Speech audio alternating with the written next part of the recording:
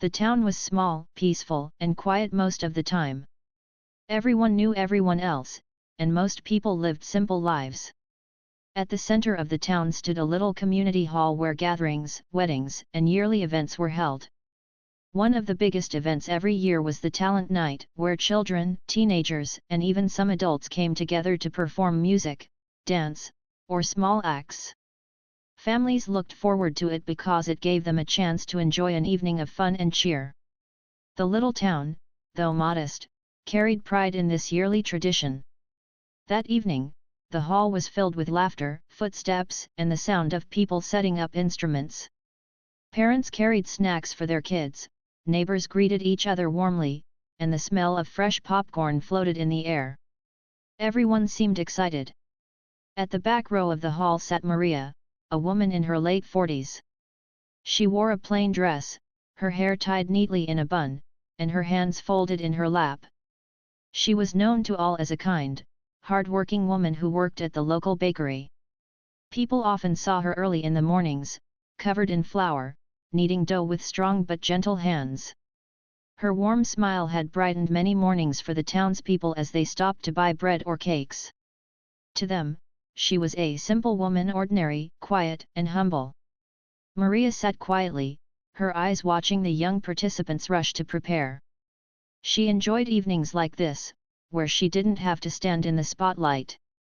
She had lived in this town for years, never making much fuss about her life, never revealing much about her past.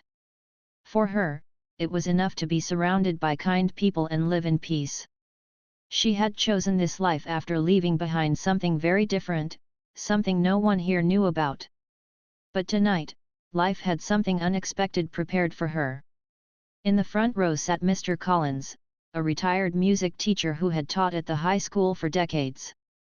He was respected in town for his sharp ear and his love for classical music.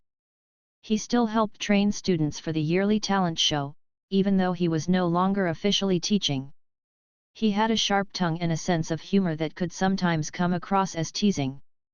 That night, he was busy arranging the order of performers when his eyes caught sight of Maria sitting quietly in the back.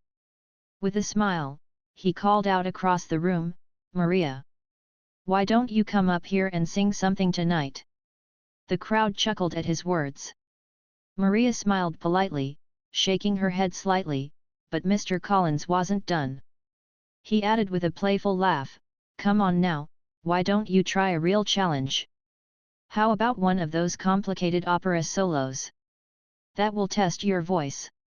His words were meant as a joke, something light-hearted to make the audience laugh. After all, who would expect a quiet bakery worker to perform opera? Opera was known for its difficulty, its high notes, and its powerful voice control. People giggled, whispering among themselves, amused at the idea. Maria kept her calm smile, though inside, her heart stirred. She had not sung opera in years, not since she had stepped away from a world that had once consumed her life. The chandeliers, the velvet curtains, the endless rehearsals, the roaring applause, all of it felt like another lifetime.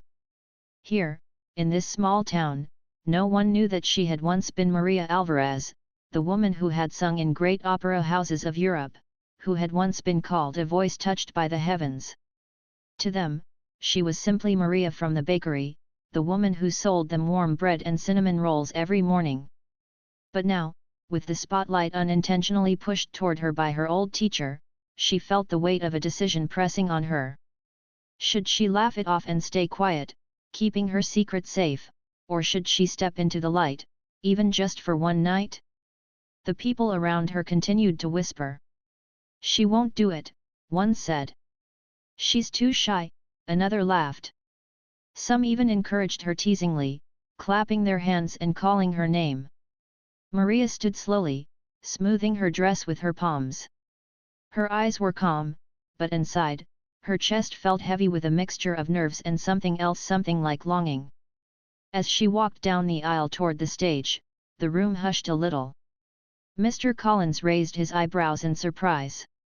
He had not expected her to actually respond to his playful challenge. "Are you really going to try?" he asked, half smiling, half doubting. Maria gave a small nod.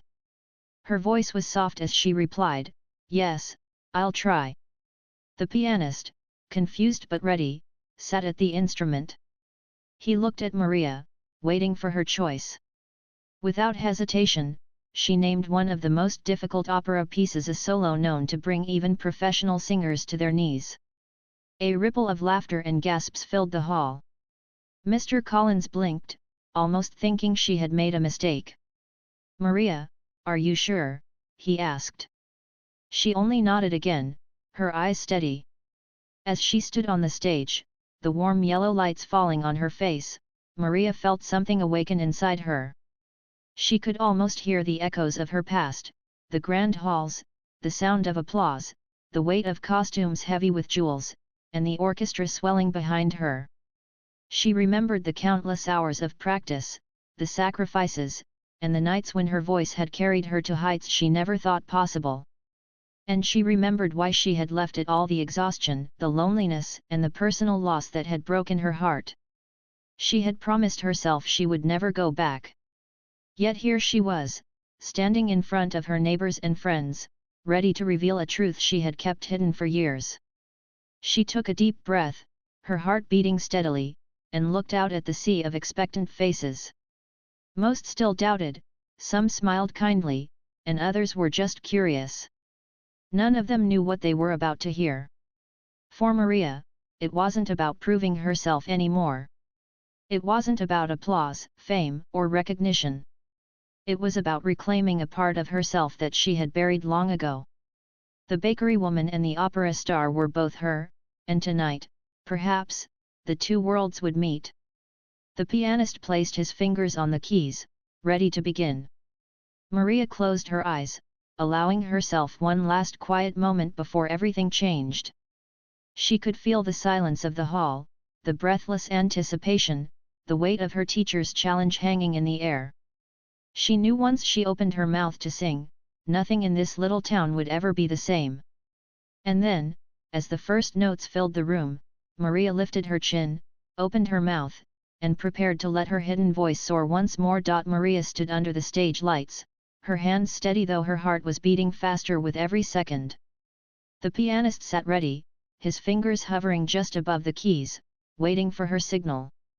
The audience leaned back in their seats, many still smiling, expecting something amusing, perhaps even a little awkward.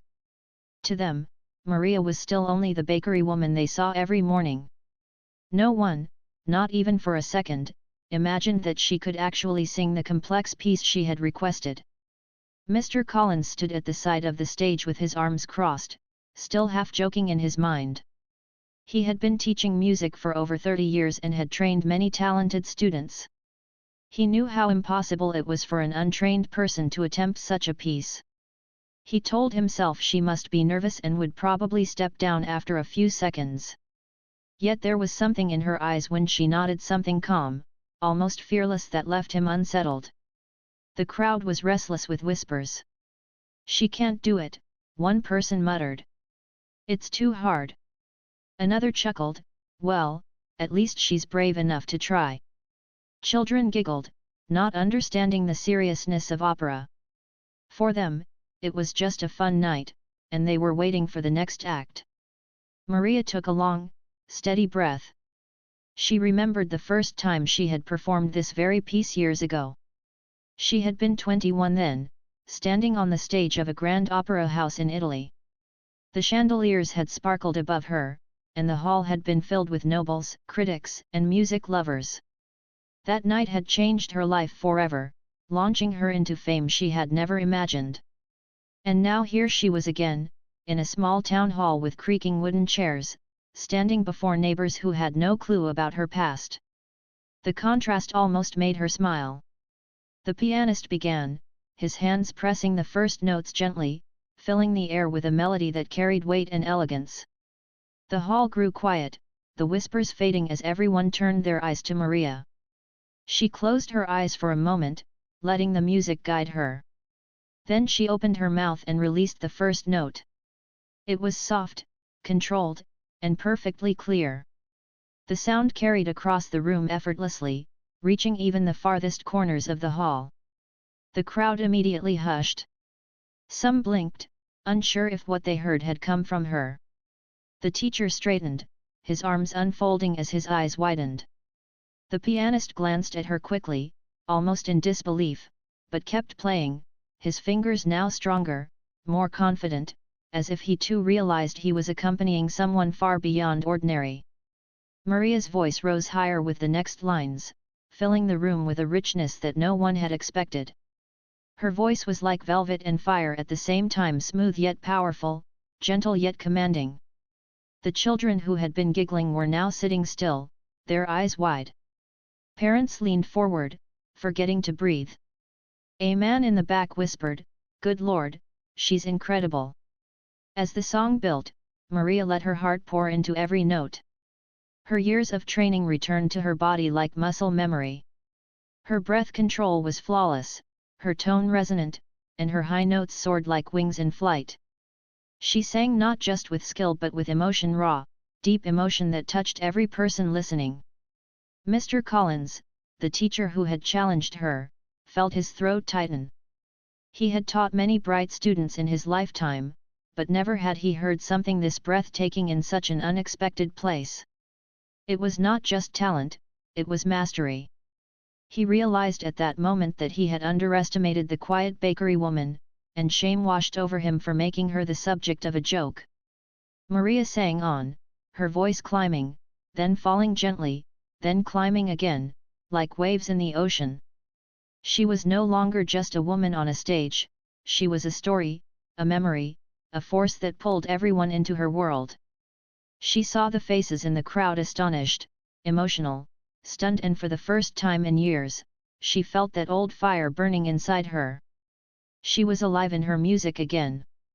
Children leaned closer to their parents, whispering, "Is she famous?" But their parents had no answers. Old men who had come just to watch their grandchildren perform wiped the corners of their eyes, not expecting to be moved to tears. Young people who had never cared for opera suddenly felt goosebumps rise on their arms. It was as if Maria's voice had broken down the wall between generations, between cultures, between experiences, and connected them all in one thread of sound. The song reached its most difficult passage, a series of rapid, complex notes that demanded perfect control. Even experienced singers often stumbled there. Mr. Collins held his breath, almost certain she would falter. But Maria did not. Her voice glided through each note with grace, climbing higher, stronger, brighter, until the hall seemed too small to contain her. The sound felt larger than the walls, larger than the ceiling, larger than the town itself. At that moment, many realized they were not just watching a performance. They were witnessing greatness. It was the kind of moment people would talk about for years, how they had seen a woman they thought they knew reveal something extraordinary, something unforgettable. Maria reached the final high note, holding it with steady power, her chest rising and falling as if the note was carrying her spirit into the heavens. And then, slowly, gently, she released it, letting the sound fade into silence. The hall was completely still. No one moved, no one clapped, no one even breathed for several seconds. The silence was heavy, but it was not empty, it was full of awe, disbelief, and emotion. Then, suddenly, the hall erupted into applause. People leapt to their feet, clapping, cheering, shouting her name. The wooden floor shook with the force of their excitement. Maria stood quietly, bowing her head with humility, her hands folded in front of her. She was not seeking applause, but she accepted it with grace. She knew what they felt, for she had felt it too. It was not just about music, it was about awakening something inside them, the reminder that greatness could exist even in unexpected places. Mr. Collins rushed onto the stage, his face pale with shock and his eyes wide with something close to tears. He grabbed Maria's hands and whispered, "Maria, what have you done? Where did you learn this? Who are you really?" Maria only smiled softly, her eyes calm but shining. "I was once someone else," she said quietly, "but now I am simply Maria." The crowd continued to clap, the sound echoing through the hall like thunder. For Maria, it was not a return to fame, it was a return to herself. After years of silence, her voice had finally found its way back into the world. And the world, even this small one, would never forget it. The sound of applause still echoed in the hall, but Maria's heart was focused on the music that had just left her lips. She stood on the stage with calm dignity, her eyes lowered as people clapped, cheered, and even whistled in excitement. Many of them had tears in their eyes, others simply stared in disbelief, still unable to process what they had just witnessed. It was as if the bakery woman they had known for years had suddenly transformed before their eyes into someone entirely different, someone extraordinary. The pianist was perhaps the most surprised of them all. He had played with many local singers in talent shows, but never had he felt such energy flow through the music. At first, when Maria had asked for that difficult opera piece, he thought it would be nothing but a failed attempt. But once she began, he felt his own playing rise to match hers, as though the piano itself wanted to support her. He looked at her now with admiration, almost bowing to her as he closed the lid of his instrument. Mr. Collins, the teacher who had thrown the challenge at Maria as a joke, was left speechless. His face was pale, his mouth open, his eyes wet with the shine of emotion.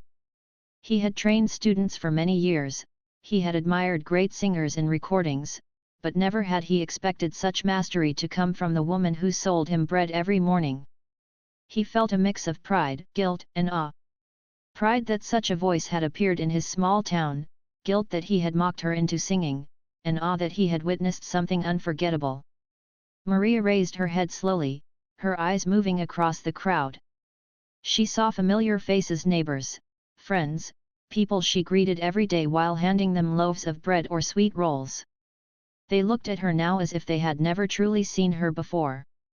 For so many years she had walked among them, blending into the rhythm of their lives, but tonight that illusion had shattered.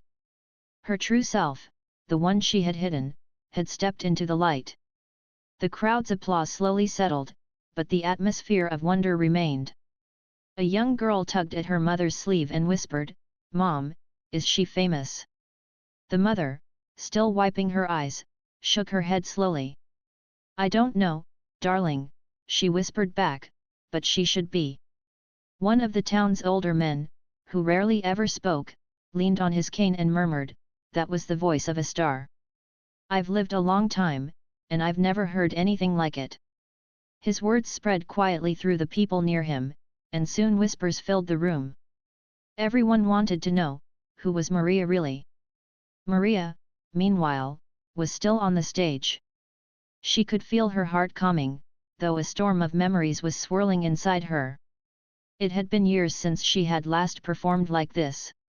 Once, she had lived under grand chandeliers, surrounded by orchestras, admired by thousands. Her name had been printed on posters across Europe. Critics had written lines about her voice that she had never dared to believe. But she had left it all behind: fame, applause, the constant rush of traveling from city to city. She had walked away after tragedy struck her life, when the cost of fame had felt too heavy to bear. She had promised herself she would never return to that world, never again allow her voice to be more than her own private comfort. And yet tonight, in this small town, it had come out again, not for fame, not for glory, but almost by accident. Or perhaps by destiny. Mr. Collins finally gathered himself enough to step forward. He walked up to her on the stage, his voice shaking as he spoke.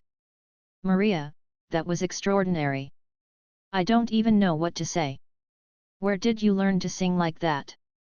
His question hung in the air, and the audience leaned forward, hungry for an answer. Maria smiled gently. "Life teaches us many things," she said softly, avoiding a full answer. She wasn't ready to reveal her past, not yet. Her words only added to the mystery, making people even more curious. The master of ceremonies tried to move the event forward, calling the next act, but the atmosphere had changed. The children about to perform looked nervous, realizing they had to follow something that seemed almost impossible to match. But Maria clapped for them warmly, encouraging them with her smile. She knew the stage belonged to everyone, and she didn't want her moment to overshadow the joy of others. As the evening went on, people kept turning back to look at her, whispering, nodding, and smiling. Some even approached her when she returned to her seat, congratulating her, asking shy questions, or simply saying how much her song had touched their hearts. Maria accepted their kindness with humility, but she remained quiet about her past. She preferred the mystery, at least for now. When the show finally ended and people began leaving the hall, conversations about Maria filled the air. She should be on a big stage. Why is she wasting her talent in a bakery? She must have been trained somewhere famous. That kind of voice doesn't just appear. The whole town was buzzing, and Maria knew that by tomorrow morning, everyone would be talking about her. As she walked home under the quiet night sky, Maria felt a strange peace. She had not planned for this, but perhaps it was meant to be. She had hidden her gift for so long, trying to live simply, trying to avoid the life she once knew. But tonight reminded her that some gifts cannot remain buried forever. They demand to be shared, not for fame, but for the light they bring into others' lives. She reached her little house at the edge of town, lit a candle, and sat by the window. For a long time, she simply stared out at the stars, remembering her past. She thought of the first time she had sung as a young girl, when her teacher had told her she had a gift that could move mountains. She thought of the years she had spent touring the world, the endless rehearsals, the exhaustion, the nights she had cried backstage, and the applause that had both lifted her and trapped her. And she thought of the day she had left it all behind, the day she chose to trade the spotlight for the quiet of a bakery. Tonight had opened a door she had closed years ago. And though she did not yet know where it would lead, she felt certain that her life in this little town would never be the same again. When the applause finally ended that night, Maria thought the excitement might fade with the crowd. She believed people would return to their usual routines the next morning and forget about her performance, treating it as just a surprising memory from the community show. But she was wrong. The very next day, her life began to change. The bakery, usually quiet in the mornings, was unusually crowded. People gathered not just for bread and pastries but to see Maria. Neighbors who rarely visited came by, pretending to buy something but really wanting to ask her about her singing. Customers whispered to each other, stealing glances at her as if they were looking at someone new. Children pointed at her, tugging on their parents' coats, saying, "That's the lady who sang last night." Maria served them all with her usual warm smile, but she could feel the weight of their curiosity pressing on her. Every good morning carried a different kind of respect now. People looked at her as though she had transformed overnight. Some were too shy to ask, while others were bold enough to say, "Maria, where did you learn to sing like that? Or you must have been famous before, weren't you?" She only laughed softly, replying with simple answers, "I sang a little in my younger days." That only deepened the mystery, making the townspeople even more eager to know the truth. Meanwhile, Mr. Collins couldn't shake the memory of what had happened. He had been the one to call Maria up as a joke, never imagining she would respond the way she did. All night, he had replayed her voice in his mind, astonished by her mastery.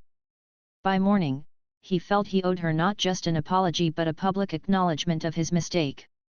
He walked into the bakery later that day, his shoulders heavy with guilt but also with admiration. The place was busy, people lined up at the counter. Maria looked up and smiled at him as though nothing had happened. "Good morning, Mr. Collins," she said kindly, handing him his usual loaf of bread. But he did not take it right away. Instead, he cleared his throat and said loudly, "Everyone here should know something. Last night, I challenged Maria without respect. I thought it was a joke. I doubted her. And yet, she gave us one of the greatest performances I have ever heard in my life." The bakery fell silent. People turned toward them, listening. Maria felt her cheeks warm, embarrassed by the attention. "Please, Mr. Collins," she whispered, trying to stop him. But he continued, his voice strong, "Maria, I underestimated you. I treated you as if you were ordinary, but you are extraordinary. I am sorry for my foolishness." The crowd began clapping again, some nodding, some smiling proudly at Maria. She felt overwhelmed. She had never wanted this much attention. She had built her new life around peace and simplicity.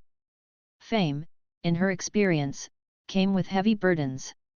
And yet, she couldn't deny the joy she had seen in people's eyes when she sang. That evening, Maria sat alone in her small house again, staring at the flame of her candle. Memories came back to her: the countless performances, the traveling from one city to another, the bouquets of roses thrown onto the stage. She remembered the long nights of rehearsals that left her exhausted, the pressure from managers and directors, and the weight of being seen not as a person but as a star. Most of all, she remembered the loneliness. She had been admired by thousands but known by none. And after her husband passed away, the stage had felt empty, the applause hollow. That was when she had walked away from it all, choosing to live quietly in this town. Now, with one unplanned performance, all of that seemed to come rushing back. She wondered if she had made a mistake by letting her voice out again.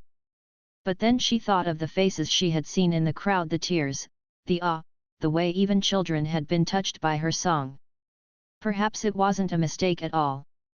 Perhaps it was a gift that she had been selfish to hide for so long. Over the next few weeks, the town continued buzzing about her. The local newspaper printed an article titled "Hidden Star Among Us, the Bakery Woman with the Voice of Heaven." It described the talent night and praised Maria's incredible performance. Soon, people from nearby towns began visiting her bakery, curious to hear the story for themselves. Some even asked her directly if she would sing again, offering to arrange small concerts. Maria politely declined at first. She told herself she didn't want to return to that life. But every time she refused, she saw disappointment in people's eyes.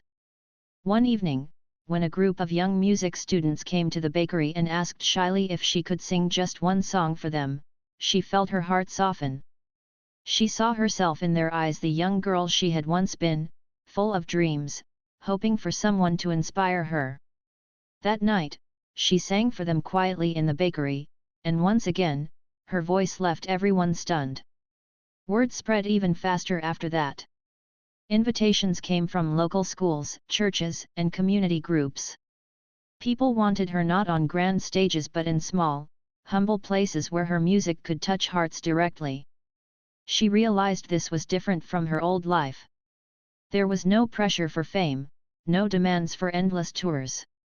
Here, she could sing on her own terms, giving her gift where it was most needed. Mr. Collins became one of her biggest supporters. He apologized many times for underestimating her and offered to help organize local concerts to raise money for community projects. At first, Maria hesitated, but soon she agreed, seeing it as a chance to do good. Her performances began supporting school music programs, helping buy instruments for children who could not afford them, and raising funds for the town hospital. Each time she sang, Maria felt a mix of emotions: joy for touching lives, sorrow for the past she had left behind, and gratitude for the second chance life had given her. She no longer sang for critics or fame.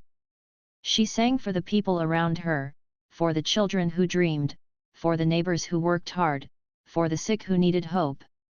And slowly, her town began to see her not just as Maria the baker, not even as Maria the hidden star, but as Maria the giver, someone whose voice had become a blessing to them all. For Mr. Collins, the lesson was deep. He realized how dangerous it was to judge people by their appearances or their current roles. The quiet woman selling bread had turned out to be someone extraordinary, and he had nearly missed it. From then on, he treated every student, every neighbor, every person he met with greater respect, wondering what hidden greatness they might carry inside. Maria herself walked through the town with a different kind of peace. She had faced her fear of being known again. But this time, it was different. She was not returning to her old life of exhausting fame. She was carving a new path, one where her voice belonged not to managers or directors but to herself and to the people she chose to share it with. And though she lived simply, baking bread in the mornings and singing at small gatherings in the evenings, people now looked at her with admiration, not curiosity.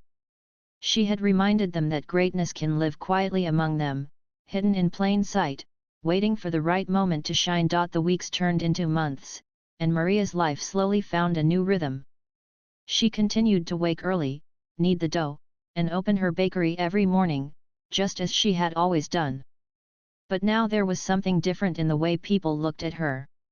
Customers who once treated her as just the bakery woman now entered with eyes filled with respect and warmth. Some still whispered about that night at the community hall, while others spoke openly about how her singing had touched their lives. At first, Maria felt shy about the attention, but gradually, she grew more comfortable with it. She realized people weren't treating her as a celebrity, they were treating her as one of their own, someone who belonged to them but also inspired them. Her voice had become a gift they cherished, and she learned to accept it with humility. Small concerts became part of her life. They were never grand or flashy, but they carried deep meaning. Sometimes she sang in the church, where her voice filled the simple space with peace and hope. Other times, she sang at school events, encouraging children to dream bigger than the walls of their classrooms. She also performed at fundraisers, helping raise money for those in need.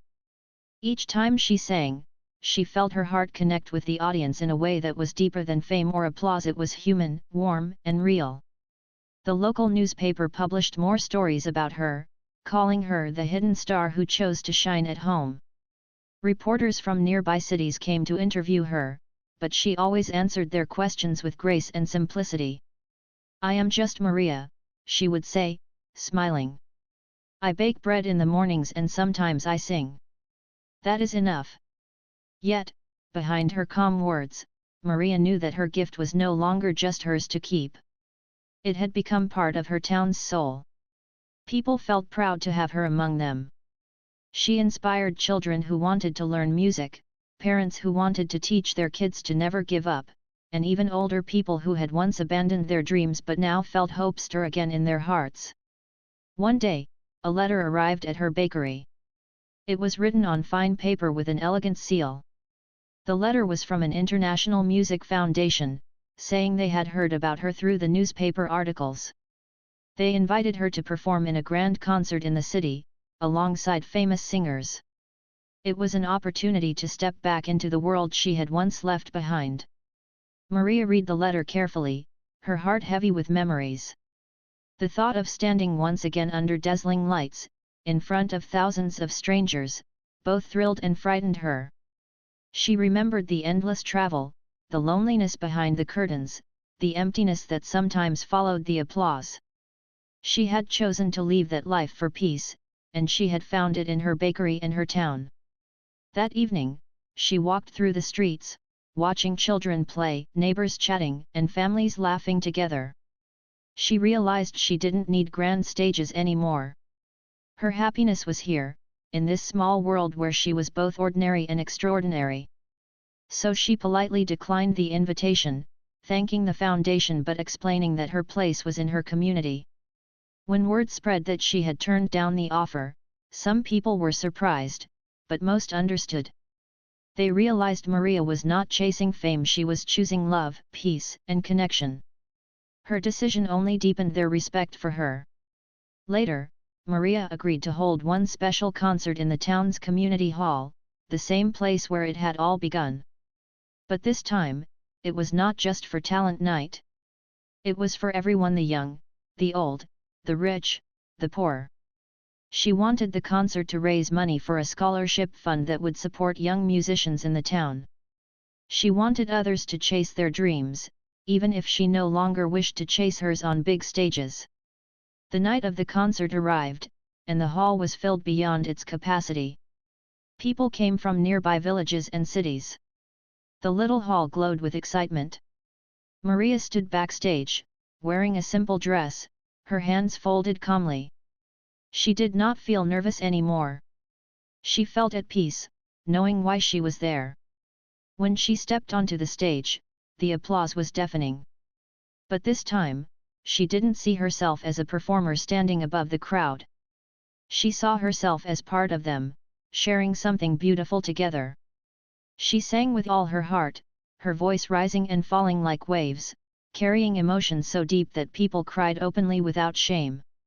Her song that night was not about perfection, it was about love, resilience, and the beauty of living truthfully. When the final note ended, the hall erupted with cheers and tears. People rushed to her, thanking her, hugging her, and telling her how much her voice meant to them. The scholarship fund she created received more donations than anyone had imagined, enough to support young musicians for many years.